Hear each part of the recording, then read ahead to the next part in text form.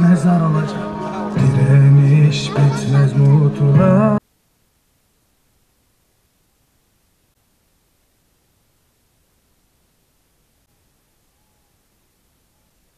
10 yaşındayım. Bugün burada Filistinli kardeşlerimiz için burada toplandık. Çünkü Gazze'de, Kudüs'te Filistinli kardeşlerimizin şehit oluyor. Bebekler, çocuklar, benim yaşımdaki bile çocuklar şehit oluyor. Siz nasıl üzülmüyorsunuz? Kalbiniz çarpmıyor mu? Bazen ben onları görüyorum. Kalbim o kadar çarpıyor ki sanki diyorum ki keşke ben de onların yerinde olsam. Onlar yerine ben şehit olsam.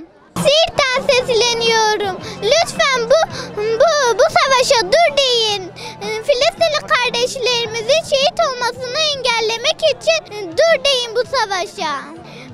Bu katliana dur deyin. Bu zulme dur deyin. Bu açlığa dur deyin. Bu soykırıma dur deyin. Kudüs'lü kardeşlerime çok üzülüyorum. Hep onları görüyorum ve kalbim hep duruyormuş gibi oluyor. Lütfen bu katliama dur deyin. Bu zalimliğe dur deyin. Bu açlığa dur deyin. Onlar orada açlık, susuzlukla ölüyor ama siz sessiz kalıyorsunuz.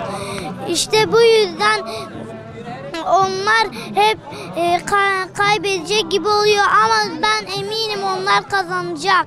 Buradan liderlere sesleniyorum. Bu katliama susacak mısınız, duracak mısınız? Dur demeyecek misiniz? Onlara yardım göndermeyecek misiniz? Unutmayın ki Allah bunun hesabını tabii ki de sizden soracak. 9,5 yaşındayım. Filistinlilere destek veriyorum. Bugün Filistinli kardeşime destek vermek için buraya geldim. Çocuklar ölüyor, kadınlar ölüyor, bebekler ölüyor. Ve maalesef buna hiç kimse ses çıkarmıyor. Bir çocuk olarak buna çok üzülüyorum. Filistin'de bizim yaşımızdaki çocuklar ölüyor. Katil İsrail çocukları öldürüyorlar. Bizim gibi yaşamak isteyen çocuklar da var. Orada çocuklar açlıktan ölüyor. Ey Araplar, neredesiniz? Bizim arkadaşlarımız ölüyor. Ve biz buraya bugün onları kahrelemek için geldik.